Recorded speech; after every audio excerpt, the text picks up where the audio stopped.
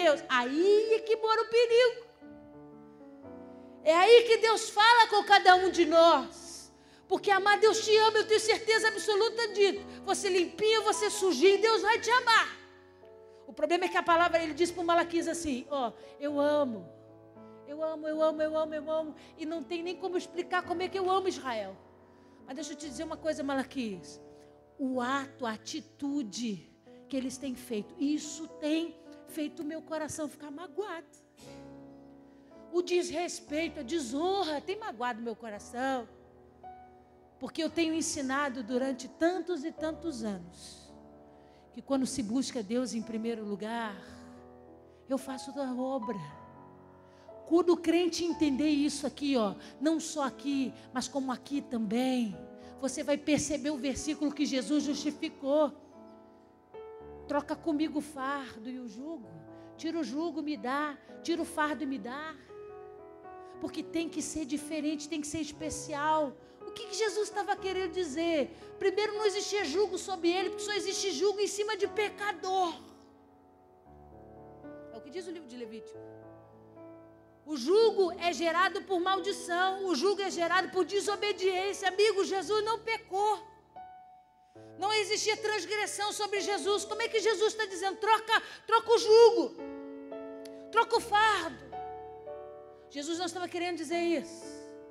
Jesus estava dizendo para mim e para você, você precisa aprender a guardar o segredo do céu. Me agrada primeiro, que eu faço o resto. Dá o melhor para mim, que eu faço o resto. Me ama primeiro, que eu faço o resto. Ora primeiro, que eu faço o resto. Se consagra primeiro, que eu faço o resto. Teme primeiro, que eu faço o resto. Se separa primeiro, que eu faço o resto. Se santifica primeiro, que eu faço o resto. Quando o crente entender isso, amigo, o resto é mais fácil.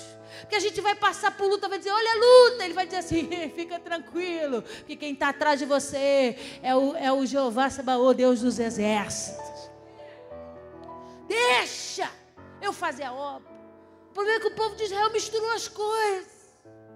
Se tornou tão íntimo, tão alegrado, porque as coisas já tinham acontecido, que esqueceu de buscar Deus em primeiro lugar. Esqueceu de exercer a sua função de honrar a Deus. É o que eu vou dizer para você. À medida que você aprende a honrar a Deus, é à medida que Deus vai honrar você nessa terra.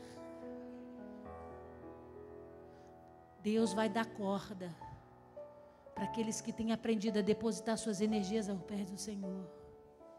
Deus vai te exaltar à medida que você tem colocado Ele sobre o altar. Deus deu recado. Avisa o povo. Eu quero mudança. Eu quero honra de verdade. Eu quero corações quebrantados de verdade. Eu quero sinceridade de alma. Não adianta rasgar veste, não. Porque os homens vêm e dizem, está sofrido. Ai, coitado, está sofrido. E eu olho por dentro, rasgou a veste, mas não rasgou o coração, não tirou o orgulho, não tirou a vaidade, não tirou os princípios que se afastam de mim. Está rasgando para o homem, para mim não. Ele falou para o Malaquias, avisa o povo, precisa ter uma mudança aí. Porque eu não quero parar na reconstrução do muro. Aqui, ó, para de ser medíocre, amigo. Eu não quero reconstruir seus muros e construir a casa lá dentro. Eu quero que você seja honrado. Israel é a menina dos olhos de Deus. Tem que ser derramado sobre a tua vida a promessa. Tem que ser derramado sobre a tua vida a vontade de Deus. Tem que ser derramado sobre a tua vida o querer de Deus. Para de bobagem, avisa o povo que precisa de mudança. Malaquias deu recado. Mas o povo não obedeceu, não ouviu, não respondeu. Sabe qual foi a resposta de Deus?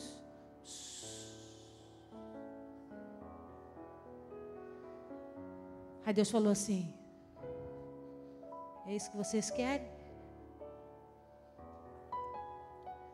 É essa vida morninha que você quer? Porque eu tenho dito, não dá para brincar não, amigo. Ou você é frio porque não conhece, ou você é quente porque tem a palavra revelada. O morno gera silêncio.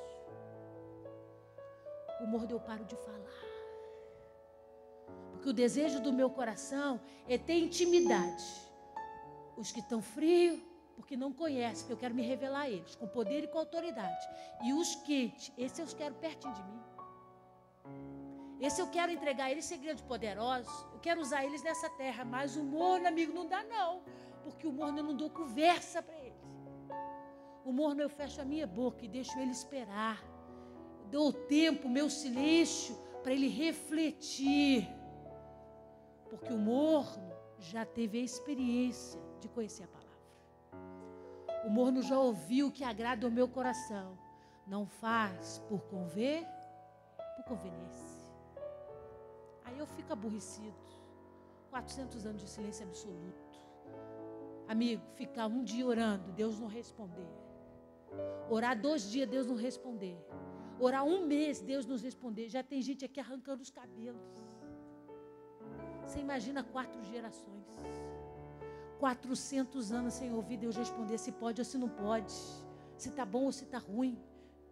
400 anos no silêncio absoluto.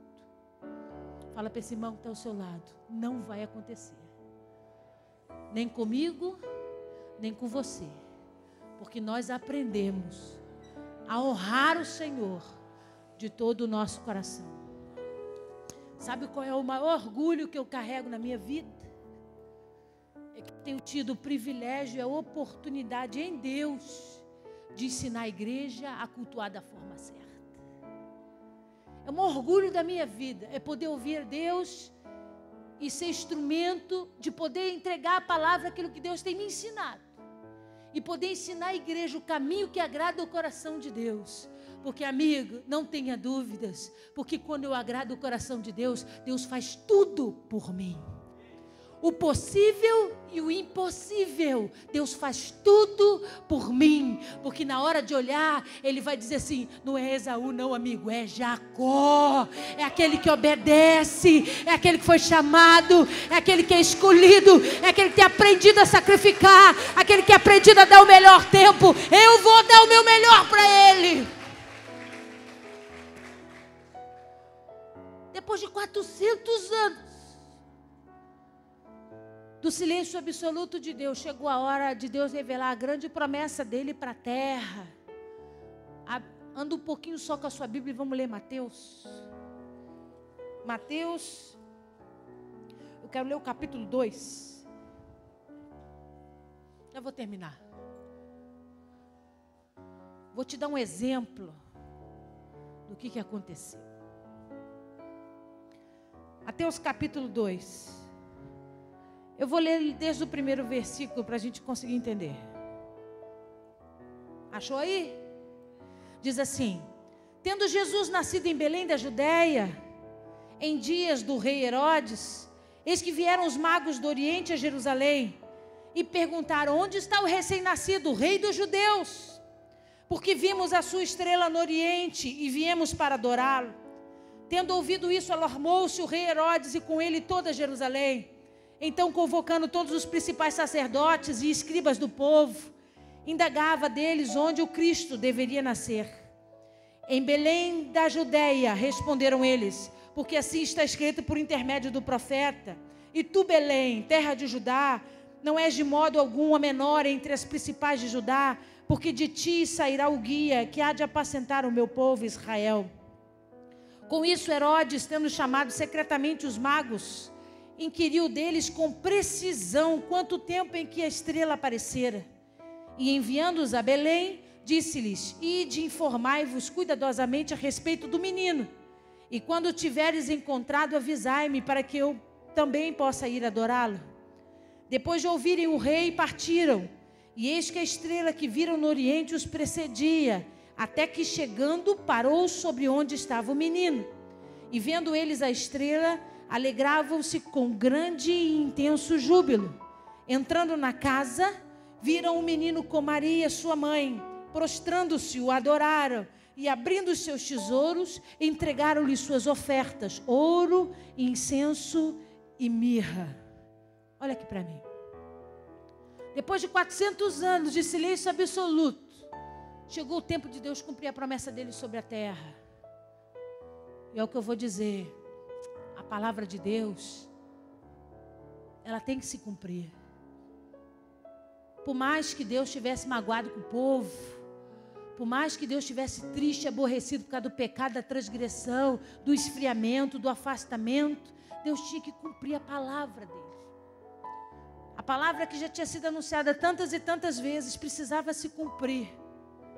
Porque a palavra de Deus é a coisa mais poderosa que existe sobre a terra. E chega o tempo então que o nosso Jesus, diga graças a Deus, o nosso Jesus veio à terra, veio nascer. E a Bíblia diz que existiam reis do Oriente. Eram reis de distintas localidades. Os 3 não governavam o mesmo lugar. Cada rei era de uma região. De uma parte, de um país, vamos dizer assim. E eles então, ímpios. Pô, pastor, não avacalha não.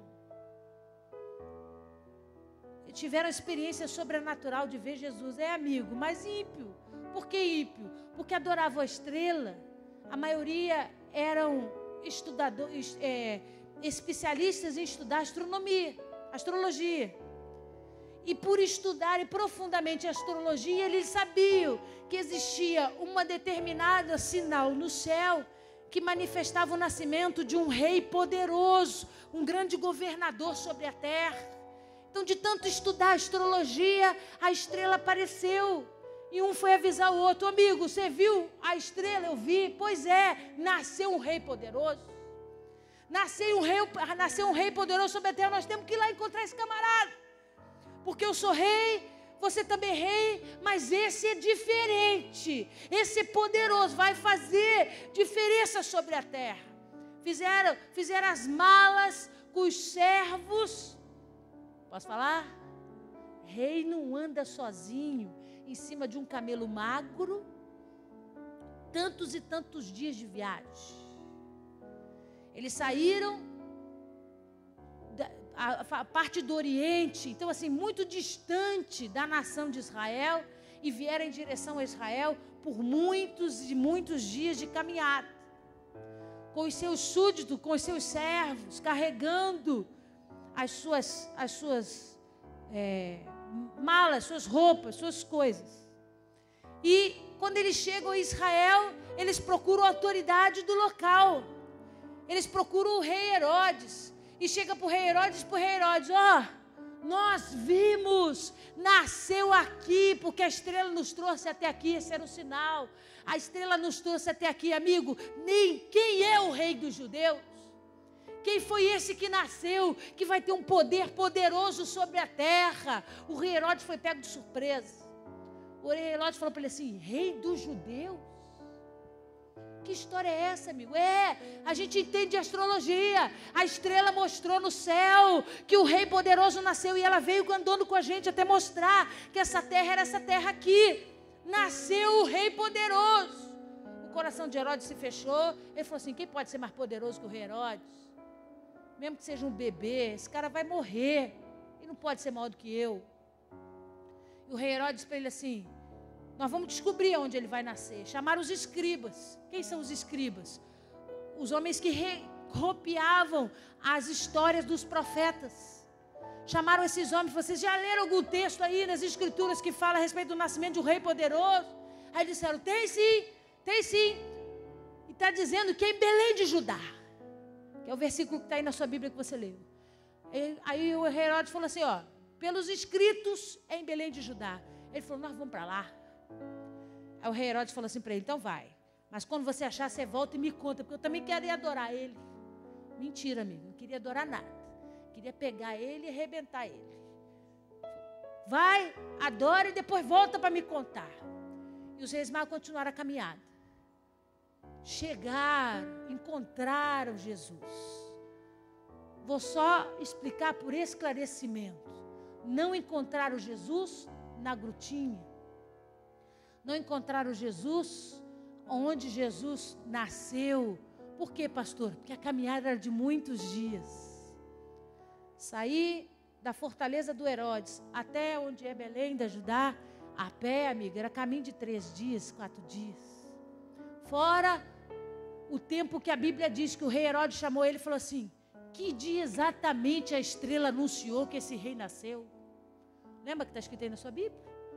Aí ele diz assim: e ele me falou o tempo exato do nascimento do menino. Aí no versículo, deixa eu só conferir aqui, no versículo 11, diz assim: entrando na casa, viram então avacalhou tudo, porque ele não diz entrando na gruta, que também não era gruta, mas vamos dizer assim, entrando no lugar do nascimento. Aí está escrito o quê? Entrando e a vertente do original em grego não adianta, amigo, é casa residencial, casa onde a família mora. Então ele não estava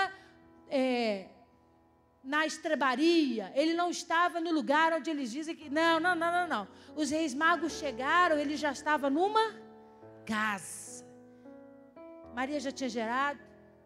Com 8 dias, Maria levou Jesus para circuncidar, e Jesus era judeu. Depois, com 40 dias, com 8 dias, levou para circuncidar. Com 40 dias, levou no templo em Jerusalém para consagrar. Lembra da história do casal das pombinhas? Consagrou, voltou para Belém, que estavam morando já numa casa.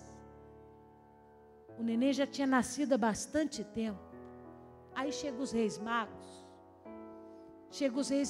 Encontra o menino do braço de Maria. Aí a Bíblia Sagrada diz que eles se prostram e o adoram.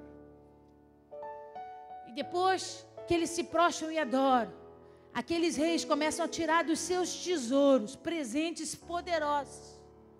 Aqueles reis tiram ouro, tiram incenso e tiram mirra. E entregam para Jesus. Pastora, avacalhou tudo. O que a senhora quer dizer com isso?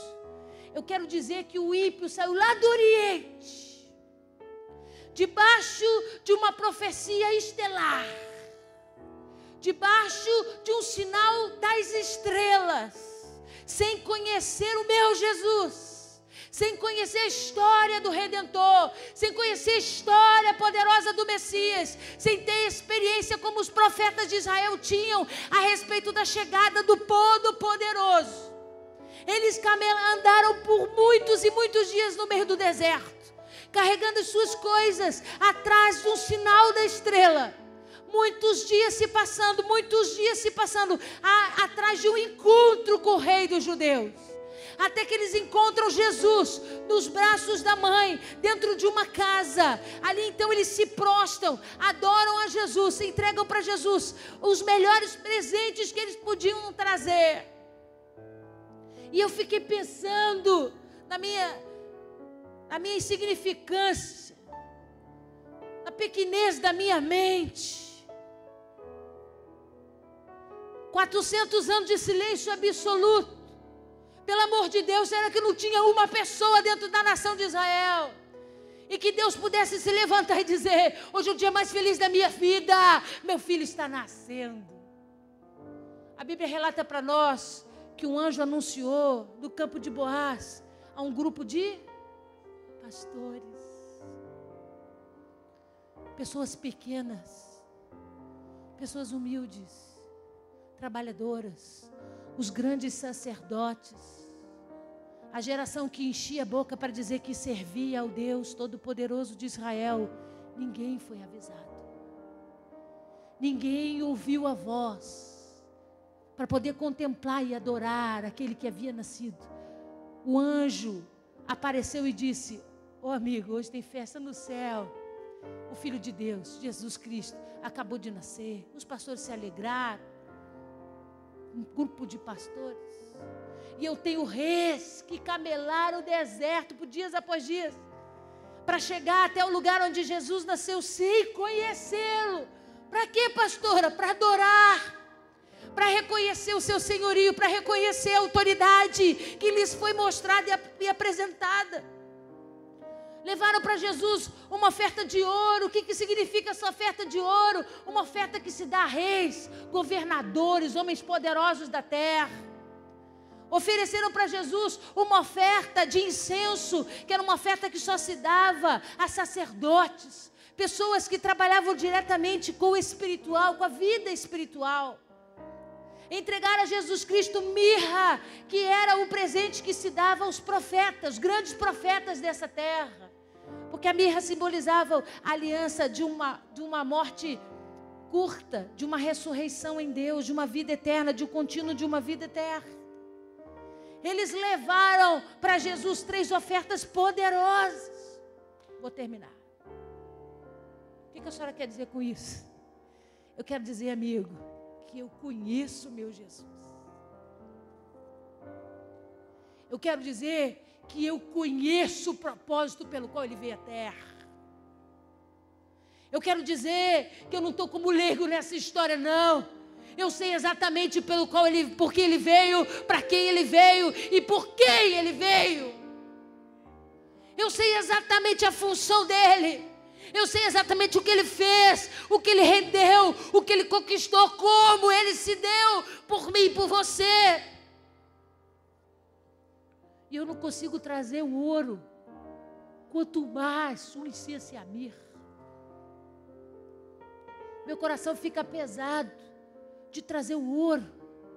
Você imagina ter que trazer o incenso, que é o sacrifício, e ter que trazer a mirra, que é a honra daquele que tem poder profético sobre a minha vida e a tua vida. Os camaradas não conheciam Jesus e vieram de tão longe para adorá-lo. Deixa eu te fazer uma pergunta nessa noite. Qual tem sido a tua caminhada para honrar a Jesus? Quantas léguas você está disposto a andar só para se prostrar aos pés dele? Pastora, não fala heresia, não. Jesus está vivo, Ele está aqui entre nós, não precisa andar muito, é amigo. Eu não estou falando na linguagem literal, eu estou falando de uma linguagem simbólica. A gente precisa estar disposto a adorar e a honrar ao Senhor em qualquer lugar, de qualquer forma. Do melhor que a gente tem para dar, é com o meu ouro, sim, é com o meu sacrifício, é com o incenso, é com a minha lágrima, é com o meu choro, é com o meu gemido, é com o meu constrangimento. Eu preciso estar disposto a honrar Ele. Eu preciso estar disposto a colocar diante do altar de Deus a mirra e dizer para Ele: Tu és profeta na minha vida, tudo que o Senhor tem dito a meu respeito, a meu favor, eu sei que é o melhor para mim. Entregar para Jesus, adorá-lo e honrá-lo com o que eu tenho de melhor. Eu fico pensando, meu Deus, os camaradas têm jogo de futebol no domingo, fica preso na televisão. Vou no próximo. Eu não tenho problema nenhum com futebol, eu gosto de futebol, amigo. Mas eu não consigo trocar o tempo que eu tenho para adorar ao meu Senhor por causa de uma bobagem de futebol. Porque eu leio um texto desse, de Mateus capítulo 2, só isso esmaga meu coração. Esse camarada não tinha ideia de quem era o Jesus. Eles chamaram de Jesus de rei dos judeus, de uma autoridade dessa terra. E eu e você sabemos que Ele é a maior autoridade do céu. Não existe outro que tenha um nome tão grandioso e tão poderoso, nem nos céus, nem na terra, nem debaixo da terra. Alguém que cumpriu todo o seu propósito perfeito, sem cometer um só erro, sem burlar uma lei, por amor à minha vida e à tua vida. Eu vejo Deus repetindo o discurso a Malaquias. Eu continuo amando Malaquias, você entende? Mas eu vou dizer uma coisa para você, Malaquias. Daqui a 400 anos vou ver um camarada lá do Oriente, os reis ímpios, que mexe com astrologia, tudo que não agrada o meu coração, pois é. Mas eles vão trazer o melhor para adorar, porque mesmo sem conhecer, eles aprenderam a valorizar a autoridade. E eu tenho uma casa que eu dou amor. Eu tenho filhos que eu amo. Eu tenho filhos que eu trago a palavra, que eu cuido, que eu resguardo. Onde eles estão? Que não tem trazido a oferta, que não tem trazido a verdadeira honra ao meu altar, ao meu Senhor. Amanhã nós vamos celebrar o Natal. E hoje é o dia que você vai fazer como aqueles reis magos fizeram. Você vai trazer a sua oferta ao altar. Deposita o teu coração aqui no altar essa noite. E diga para o Senhor: Senhor, me perdoa. Se algumas vezes eu fui negligente, me ensina a te honrar. Como aqueles ímpios fizeram, de tão longe. O que melhor que eles tinham, sem entender.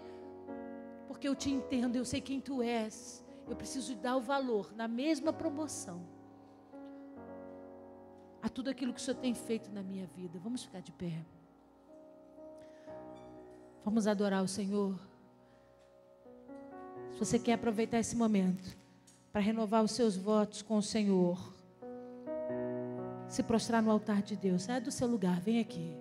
Vamos adorar junto ao Rei dos Reis essa noite.